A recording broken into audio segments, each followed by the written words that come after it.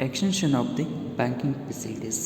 I think these characteristics I think already discussed in the previous class, but some of the points are discussed now. Extension of the banking facilities. Government also take decision for expand the branches, and more branches are established in the rural level as well as the urban level. ಇಲ್ಲಿ ಸರ್ಕಾರ ಏನು ಮಾಡುತ್ತೆ ಅಂದರೆ ಬ್ಯಾಂಕುಗಳ ವಿಸ್ತರಣೆಯನ್ನು ಮಾಡಿತು. ಬ್ಯಾಂಕುಗಳ ವಿಸ್ತರಣೆಯಲ್ಲಿ ಅದರ ಒಂದು ಶಾಖೆಗಳನ್ನು ಹೆಚ್ಚಾಗಿ ನಾವು ಗ್ರಾಮಾಂತರ ಮತ್ತು ನಗರ ಪ್ರದೇಶಗಳಲ್ಲಿ ಹೆಚ್ಚಿನವಾದಂಥ ಒಂದು ಶಾಖೆಗಳನ್ನು ಸ್ಥಾಪನೆ ಮಾಡಬೇಕು. ಯಾಕೆಂದರೆ because rural people are working in the home. ಇಲ್ಲಿ ಕೆಲವೊಂದಿಷ್ಟು ಜನ ಏನು ಮಾಡ್ತಾರೆ ಅಂದರೆ ಗ್ರಾಮೀಣ ಪ್ರದೇಶದಲ್ಲಿ ತಮ್ಮ ಒಂದು ಕರಕುಶಲತೆಗೆ if the rural people work depend based on their own skill related activities, they are involving the skill based activities. ಗ್ರಾಮೀಣ ಪ್ರದೇಶದಲ್ಲಿ ಹೆಚ್ಚಿನ ಜನರು ಏನು ಮಾಡ್ತಾರೆ ಅಂದರೆ ಕೌಶಲ್ಯ ಆಧಾರಿತವಾದಂಥ ಒಂದು ವಸ್ತುಗಳ ತಯಾರಿಕೆಯಲ್ಲಿ ತೊಡಗೋದ್ರಿಂದ ಆಟೋಮೆಟಿಕ್ಲಿ ಅವ್ರಿಗೂ ಕೂಡ ಏನಾಗಿದೆ ಅಂದರೆ ಹೆಚ್ಚಿನವಾದಂಥ ಹಣಕಾಸು ನೆರವು ಬೇಕಾಗ್ತದೆ. ಯಾವಾಗ ಹಣಕಾಸು ನೆರವು ಸಿದ್ಧವಾಗಿ ಏನು ಮಾಡ್ತಾರೆ ಅಂದರೆ ಅವರು ಇನ್ನೂ ಹೆಚ್ಚಿನ ವಸ್ತುಗಳನ್ನು ತಯಾರಿಸಿಕೊಂಡು ಏನು ಮಾಡ್ತಾರೆ ಅಂದರೆ ಅವರ ಒಂದು ಆದಾಯವನ್ನು ಹೆಚ್ಚಿಗೆ ಮಾಡ್ಕೊಂಡು. If suppose government providing the loans for the skill based activities, automatically skilled persons involving more time in the economic activities like ready for the hand tops and various forms of the goods. ಇಲ್ಲಿ ಸರ್ಕಾರವು ಹೆಚ್ಚಿನ ರೀತಿಯಾದಂಥ ಹಣಕಾಸಿನ ಸಹಾಯ ಮಾಡೋದ್ರಿಂದ ಕರಕುಶಲ ಕೈಗಾರಿಕೆಯಲ್ಲಿ ತೊಡಗಿರುವಂಥ ವ್ಯಕ್ತಿಗಳಿಗೆ ತಾವು ಇನ್ನೂ ಕೂಡ ಹೆಚ್ಚಿನವಾದಂಥ ಒಂದು ಗುಣಮಟ್ಟದ ವಸ್ತುಗಳನ್ನು ತಯಾರಿಸಬೇಕನ್ನುವಂಥದ್ದು ಅವರಲ್ಲಿ ಛಲ ಹುಡ್ತದೆ. ಅಷ್ಟೇ ಅಲ್ಲದೆ ಅವರು ಕೂಡ ಏನು ಮಾಡ್ತಾರೆ ಅಂದರೆ ಇನ್ನೂ ವಿಭಿನ್ನವಾಗಿ ಆ ವಸ್ತುಗಳನ್ನು ತಯಾರಿಸ್ಬೋದು. They are also think the goods preparing in the very different form, ಬೇರೆ ಬೇರೆ ರೂಪದಲ್ಲಿ ಕೂಡ ಏನು ಮಾಡ್ಬೋದು ಅಂದರೆ ಆ ವಸ್ತುವನ್ನು ತಯಾರಿಸ್ಬೋದು ಅನ್ನುವಂಥ ಒಂದು ಸೃಜನಶೀಲತೆ ಅನ್ನೋದು ಅವರಲ್ಲಿ ಬರಬಹುದು ಅನ್ನೋದು ಉದ್ದೇಶಕ್ಕಾಗಿ ಏನು ಮಾಡ್ತಂದರೆ ಸರ್ಕಾರ ವಿವಿಧ ರೀತಿಯಾದಂಥ ಬ್ಯಾಂಕುಗಳನ್ನು ಕೂಡ ಏನು ಮಾಡಿದೆ ಇಲ್ಲಿ ಸ್ಥಾಪನೆಯನ್ನು ಮಾಡಿದೆ. And at present according to the 2014 and 2015 year 167 main branches are there in the country. ನಮ್ಮ ದೇಶದಲ್ಲಿ 2014 ಮತ್ತು 2015 ಪ್ರಕಾರ 167 ಬ್ಯಾಂಕ್ಗಳು ಮುಖ್ಯ ಬ್ಯಾಂಕ್ಗಳೇನಾಗವೆ ಸ್ಥಾಪನೆಯಾಗವೆ. It is only the main banks, not including the sub branch. ಅದರ ಒಂದು ಶಾಖೆಗಳನ್ನು ಇಲ್ಲಿ ಇದನ್ನ ಸೇರಿಸ್ಕೊಂಡಿಲ್ಲ. ಅದೊಂದು ಮುಖ್ಯ ಬ್ಯಾಂಕ್ಗಳು ಎಷ್ಟದಾವ ಅಂದರೆ 167 ಬ್ಯಾಂಕ್ಸ್ ಅದಾವೆ. And the number of the branches of the banks 98,591, 98,591 ಏನಾಗಿವೆ ಅಂದರೆ ಉಪಶಾಖೆಗಳನ್ನು ಸ್ಥಾಪನೆ ಮಾಡಿದೆ. And these branches are working in within the country. And also the some banks are working in the foreign countries. ಕೆಲವೊಂದಿಷ್ಟು ಬ್ಯಾಂಕ್ಗಳು ಕೂಡ ಏನು ಮಾಡ್ತಾವೆ ಅಂದರೆ ವಿದೇಶದಲ್ಲೂ ಕೂಡ ಏನು ಮಾಡೋದು ತನ್ನ ಶಾಖೆಗಳನ್ನು ಸ್ಥಾಪನೆ ಮಾಡಿಕೊಂಡು ಅಲ್ಲಿರುವಂಥ ಬಂಡವಾಳವನ್ನು ಕೂಡ ಏನು ಮಾಡ್ತಾರೆ ಅಂದರೆ ನಮ್ಮ ದೇಶಕ್ಕೆ ಕೂಡ ಕಳಿಸಿ. Some of the times our main banks branches are established in the foreign countries. Foreign country capital flows to the our country. Automatically our economy improving. ನಮ್ಮ ದೇಶದಲ್ಲಿ ಬೇರೆ ದೇಶದ ಒಂದು ಶಾಖೆ ತೆಗೆದಾಗ ಆ ದೇಶದಲ್ಲಿ ಒಂದು ಹಣವು ನಮ್ಮ ದೇಶಕ್ಕೆ ಹರಿದು ಬರೋದ್ರಿಂದ ನಮ್ಮ ದೇಶದ ಆರ್ಥಿಕತೆಯಲ್ಲಿ ಏನಾಗ್ತದೆ, ಸುಧಾರಣೆ ಆಗ್ತದೆ. Next progressing in education sector. present education sector compared to the free independence, post-independence citizens able to get the more education according to his interest. ಅವರ ಆಸಕ್ತಿಗೆ ಅನುಗುಣವಾಗಿ ಏನು ಮಾಡ್ತಾರೆ ಅಂದರೆ ಸ್ವತಂತ್ರ ಪೂರ್ವಕ್ಕಿಂತ ಸ್ವತಂತ್ರದ ನಂತರದಲ್ಲಿ ಏನು ಮಾಡ್ತಾರೆ ಅಂದರೆ ಎಷ್ಟೋ ಜನರು ಶಿಕ್ಷಣದ ಒಂದು ವಿವಿಧ ರೀತಿಯಾದಂಥ ಒಂದು ಕೋರ್ಸ್ಗಳನ್ನ ಕಲಿಯೋ ಮುಖಾಂತರ ಏನು ಮಾಡ್ತಾರೆ ಅಂದರೆ ಹೆಚ್ಚಿನವಾದಂಥ ಶಿಕ್ಷಣವನ್ನು ಪಡ್ಕೊಳ್ತಾ ಇದ್ದಾರೆ. According to the gender wise 65.46% of the females are getting education in the various courses. ನಮ್ಮ ದೇಶದಲ್ಲಿ ಒಂದು ಲಿಂಗದ ಆಧಾರದ ಮೇಲೆ 65.46% ಹೆಣ್ಣು ಮಕ್ಕಳು ಶಿಕ್ಷಣವನ್ನು ಪಡೆದಿದ್ದಾರೆ. And 82.14% of females getting education in various courses. 82.14% ಏನು ಮಾಡಿದ್ರೆ ಪುರುಷರು ಏನು ಮಾಡಿದ್ರೆ ಅಂದರೆ ಶಿಕ್ಷಣವನ್ನು ಪಡೆದಿದ್ದಾರೆ. Total percentage of the education sector 74.4%. ಒಟ್ಟು ನಮ್ಮ ದೇಶ ಒಂದು ಶಿಕ್ಷಣ ವಲಯದ ಒಂದು ಅನುಪಾತ ಎಷ್ಟಿದೆ ಅಂದರೆ 74.4% ಏನದು ಅಂದರೆ ಪ್ರೆಸೆಂಟ್ ಇದೆ. But Kerala is the high literacy rate in our country. ನಮ್ಮ ದೇಶದಲ್ಲಿ ಏನದು ಅಂದರೆ ಕೇರಳ ರಾಜ್ಯ ಏನು ಮಾಡ್ತಾರೆ ಹೆಚ್ಚಿನವಾದಂಥ ಸಾಕ್ಷರತೆಯನ್ನು ಹೊಂದಿದೆ.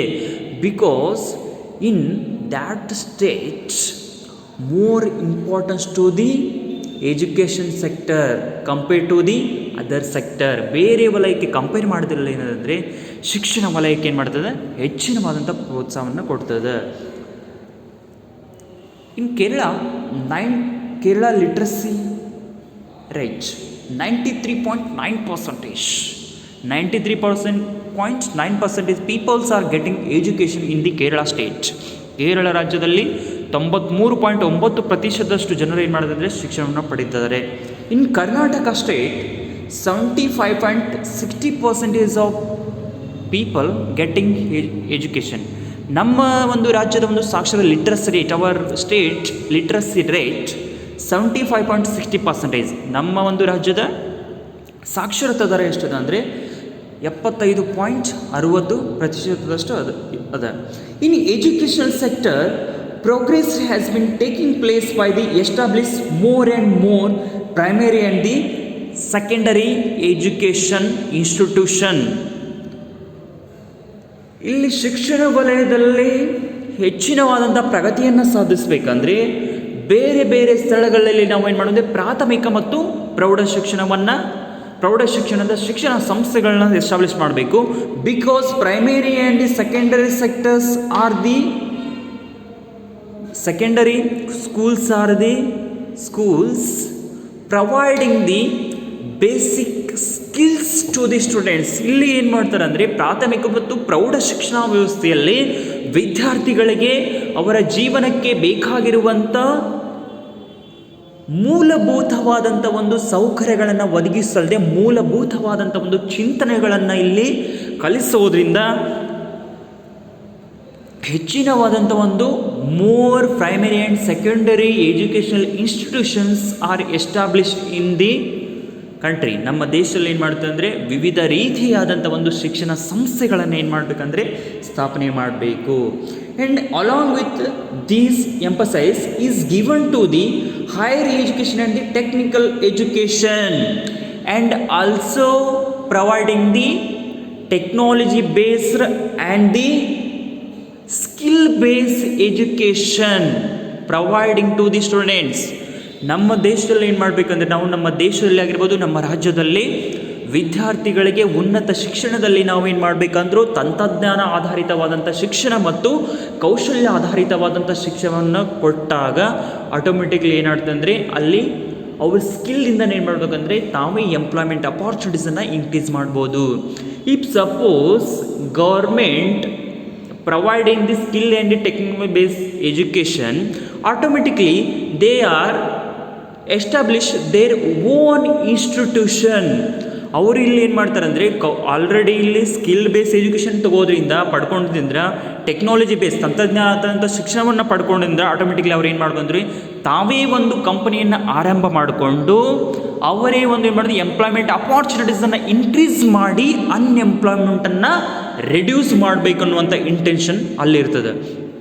ಈಗ ಆಟೋಮೆಟಿಕ್ಲಿ ಒಬ್ಬ ವ್ಯಕ್ತಿ ಅದನ್ನು some person prepare in the various instruments in the various forms. ಇಲ್ಲಿ ಒಬ್ಬ ವ್ಯಕ್ತಿ ಏನು ಮಾಡ್ದಂದರೆ ಒಂದು ವಸ್ತುವನ್ನು ಏನು ಮಾಡ್ತಾನೆ ಅಂದರೆ ವಿಭಿನ್ನ ರೀತಿಯಲ್ಲಿ ಏನು ಮಾಡ್ತಾನೆ ಅಂದರೆ ಅದನ್ನು ಉತ್ಪಾದನೆಯನ್ನು ಮಾಡ್ತಾ ಇರ್ತಾನೆ.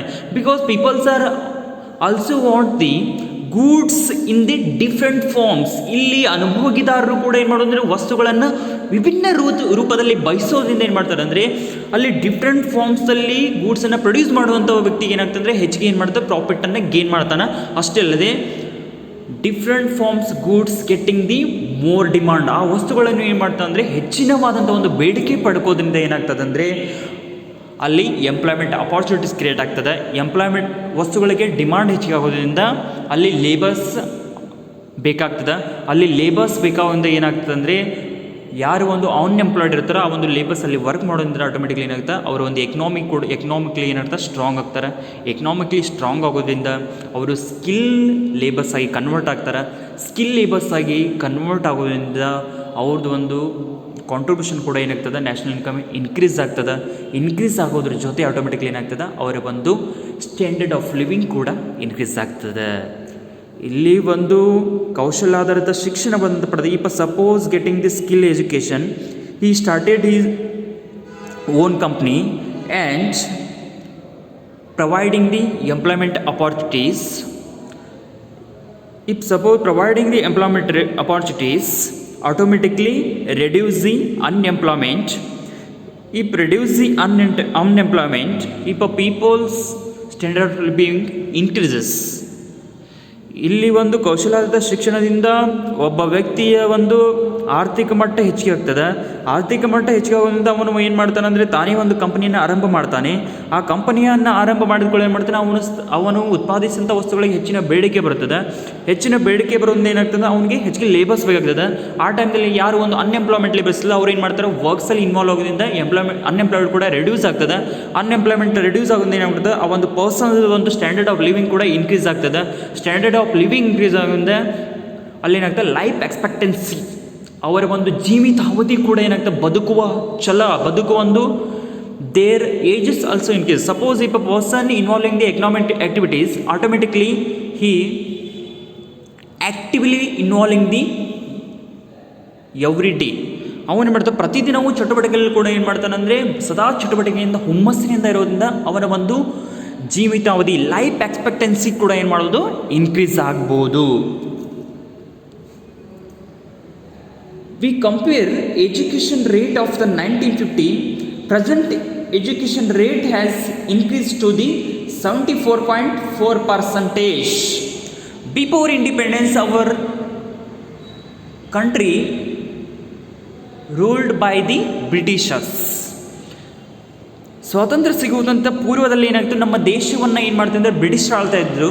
ಆ ಟೈಮ್ನಲ್ಲಿ ಬ್ರಿಟಿಷರು ಏನು ಮಾಡ್ತಿದ್ರು ಅಂದರೆ ತಮ್ಮ ಒಂದು ಜನರಿಗೆ ಮಾತ್ರ ಏನು ಮಾಡ್ತಾರೆ ಅಂದರೆ ಹೆಚ್ಚಿನವಂಥ ಶಿಕ್ಷಣವನ್ನು ಕೊಡ್ತಾರೆ. Britishers only providing the higher education for the England citizens. Only ಇಲ್ಲಿ ಏನು ಮಾಡ್ತಾರೆ ಅಂದರೆ ಇಂಗ್ಲೆಂಡ್ ದೇಶದ ಒಂದವ್ರಿಗೆ ಏನು ಮಾಡ್ತಾರೆ ಹೆಚ್ಚಿನ ಶಿಕ್ಷಣವನ್ನು ಮಾತ್ರ ಕೊಡ್ತಿದ್ರು. And they are giving education facility to the Indians for the primary and the secondary school. ಇಲ್ಲಿ ಏನಾಗ್ತದೆ ಅಂದರೆ ಭಾರತೀಯರಿಗೆ ಏನು ಮಾಡ್ತಾರೆ ಪ್ರಾಥಮಿಕ ಮತ್ತು ಪ್ರೌಢ ಶಿಕ್ಷಣ ಮಾತ್ರ ಕೊಡ್ತಾ ಇದ್ರು. ಯಾಕಂದರೆ ಬ್ರಿಟಿಷರಲ್ಲಿ ಏನು ಮಾಡ್ತಾರೆ ಅಂದರೆ ಯಾವಾಗ ನಾವು ಸಪೋಸ್ ಏನಾದರೂ ಇಂಡಿಯನ್ಸ್ಗೆ ಎಜುಕೇಷನ್ ಕೊಟ್ಟಿದ್ರೆ ಅವ್ರು ಆಟೋಮೆಟಿಕ್ಲಿ ಗ್ರೋತ್ ಆಗ್ಬೋದು ಅಂತ ತಿಳ್ಕೊಂಡು ಏನು ಮಾಡಿದ್ರು ಅಂದರೆ ನಮಗೇನು ಮಾಡಿದ್ರೆ ಹೈಯರ್ ಎಜುಕೇಷನ್ ಹೆಚ್ಚಿನವಂಥ ಶಿಕ್ಷಣಕ್ಕೆ ಉನ್ನತ ಶಿಕ್ಷಣಕ್ಕೆ ಏನು ಮಾಡೋದಿಲ್ಲ ಸಹಾಯ ಮಾಡಲ್ಲ. That's why present our educational sector rate 74.4% and female literacy rate increased to the 65.4% 74.6% and male literacy rate 82.14%. And Kerala is the highest educational state in the country, and Karnataka literacy rate 75.6%.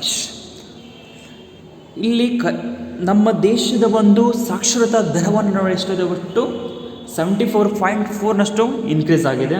ಅಷ್ಟೇ ಇಲ್ಲಿ ಪ್ರಸ್ತುತ ಏನಾಗಿದೆ ಅಂದರೆ ಮಹಿಳೆಯರ ಒಂದು ಸಾಕ್ಷರತಾ ದರ 65.46ರಷ್ಟಾಗಿದೆ.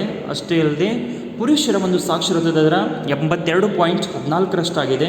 ಆಮೇಲೆ ನಮ್ಮ ದೇಶದಲ್ಲಿ ಕೇರಳವು ಹೆಚ್ಚು ಸಾಕ್ಷರತೆ ಹೊಂದಿದ ರಾಜ್ಯವಾಗಿದೆ.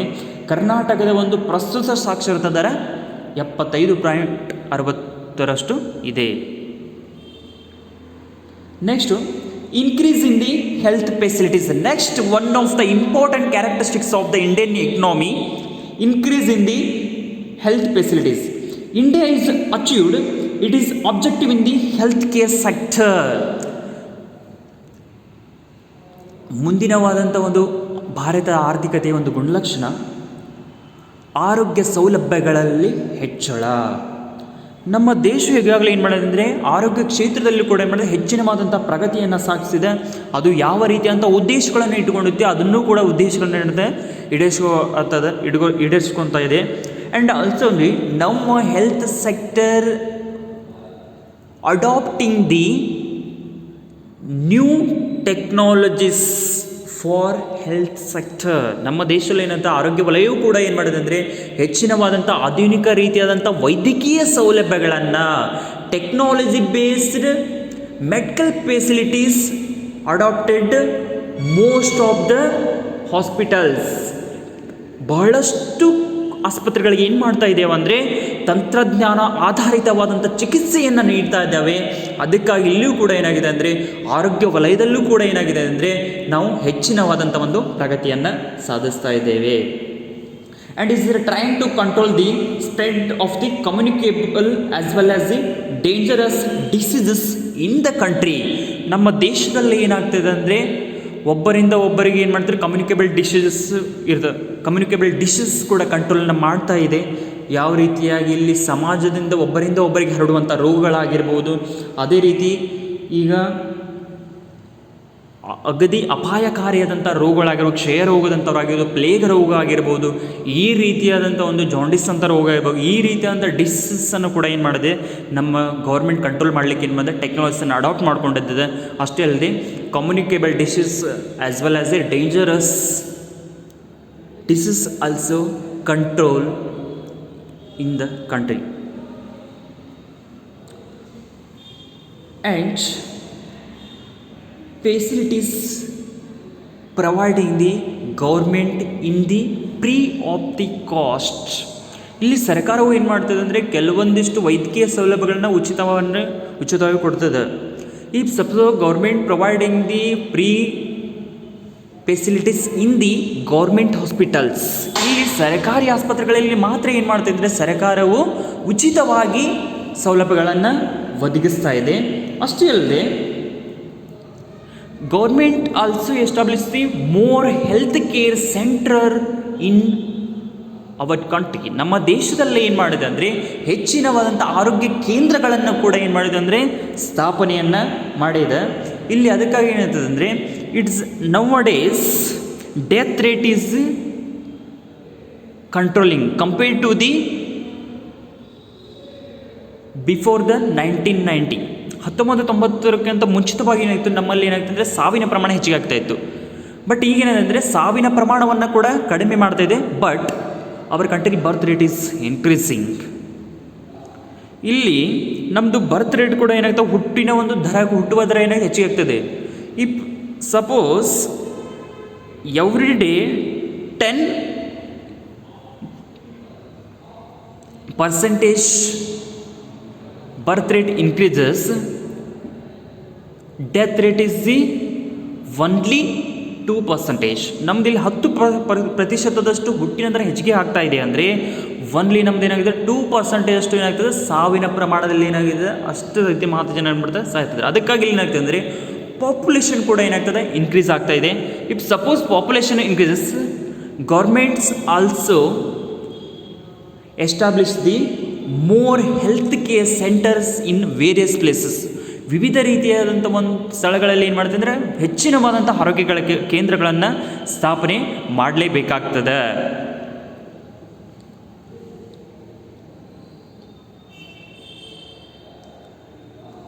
If suppose government establishing the more health care center automatically decreases the death rate and control the diseases. ಇಲ್ಲಿ ಹೆಚ್ಚಿನವಾದಂಥ ಹೆಚ್ಚಿನ ರೀತಿಯಾದಂಥ ಆರೋಗ್ಯದ ಒಂದು ಕೇಂದ್ರಗಳನ್ನ ತೆರೆಯೋದ್ರಿಂದ ಮರಣದ ಪ್ರಮಾಣವನ್ನು ಕಡಿಮೆ ಮಾಡಬಹುದು. ಅಷ್ಟೇ ಅಲ್ಲದೆ ವಿವಿಧ ರೀತಿಯಾದಂಥ ರೋಗಗಳನ್ನು ನಾವು ಇಲ್ಲಿ ನಿಯಂತ್ರಣ ಮಾಡುವುದರೊಂದಿಗೆ ನಮ್ಮ ದೇಶದ ಒಂದು ಆರ್ಥಿಕ ಸ್ಥಿತಿಯನ್ನು ಏನು ಮಾಡೋದು ಅಂದರೆ ಇಲ್ಲಿ ನಿಯಂತ್ರಣದಲ್ಲಿ ಇಟ್ಬೋದು. If suppose a person working in various sector, he's health sometimes health is not support to work. ಕೆಲವೊಂದಿಷ್ಟು ಟೈಮ್ದಲ್ಲಿ ಏನಾಗ್ತದೆ ಅಂದರೆ ಆರೋಗ್ಯವು ಕೂಡ ಏನಾಗ್ತದೆ ಅಂದರೆ ನಾವು ಸರಿಯಾಗಿ ಕೆಲಸ ಮಾಡಲಿಕ್ಕೆ ಕೂಡ ಏನಾಗಲಿಲ್ಲ ಅಂದರೆ ಸಹಕಾರಿ ಆಗೋದಿಲ್ಲ. ಅದಕ್ಕಾಗಿ ಏನಾಗ್ತದೆ, ಫಸ್ಟ್ ಹೆಲ್ತ್ ನೆಕ್ಸ್ಟ್ ವೆಲ್ತ್. ನಮ್ಮ ಆರೋಗ್ಯ ಸರಿಯಾಗಿದ್ದರೆ ಅಂದರೆ ನಾವು ಸಂಪತ್ತನ್ನು ಗಳಿಸ್ಬೋದು. ಇಫ್ ನಾವು ನಮ್ಮ ಆರೋಗ್ಯನೇ ಸರಿ ಇಲ್ಲ ಅಂದರೆ ಯಾವ ಸಂಪತ್ತು ಕೂಡ ಏನಾಗಿಲ್ಲ ಗಳಿಸ್ಲಿಕ್ಕೆ ಆಗೋದಿಲ್ಲ. ಅದಕ್ಕಾಗಿ first health next wealth. Next, characteristics of Indian economy: poverty, unemployment and the underemployment. Poverty is the one of the main acute and widespread in India. ನಮ್ಮ ದೇಶದ ಒಂದು ಆರ್ಥಿಕತೆಯ ಒಂದು ಕಾಡುತ್ತಿರುವಂಥ ಏಕೈಕ ಸಮಸ್ಯೆ ಅಂದರೆ ಬಡತನ. Because our country, most of the peoples living in the village, if they are living in the village, automatically they can't able to get the minimum education. ಅವರಿಗೆ ಬೇಕಾದಂಥ ಕಡಿಮೆ ಒಂದು ಅವರ ಒಂದು ಧ್ಯಾನಕ್ಕೆ ಬೇಕಾದಂಥ ಶಿಕ್ಷಣವನ್ನು ಪಡೆಯಲಿಕ್ಕೂ ಕೂಡ ಏನಾಗೋದಿಲ್ಲ, ಅವರಿಗೆ ಸಾಧ್ಯವಾಗೋದಿಲ್ಲ. There is a cancerous growth of the poverty. Poverty is a ಕಸ್ಟ್ ಟು ದ ಹ್ಯುಮ್ಯಾನಿಟಿ. ಬಡತನ ಏನಾಗ್ತದೆ, ಮಾನವೀಯತೆಗೆ ಅಂಟಿದ ಒಂದು ರೋಗ ಆದಂಗೆ ಆಗಿದೆ. ಅದಕ್ಕಾಗಿ ಇಲ್ಲಿ ಏನಾಗಿದೆ ಅಂದರೆ, if suppose government also implement the various plans for providing the employment opportunities, automatically employment opportunity increases, poverty reduce. If poverty reduce, automatically if a person able to satisfied their own needs, ಅವನ ಒಂದು ಸ್ವಂತ ಒಂದು ಬಯಕೆಗಳನ್ನು ಕೂಡ ಏನು ಮಾಡೋದು ಅಂದರೆ ಅವನು ತೀರಿಸ್ಕೋಬಹುದು.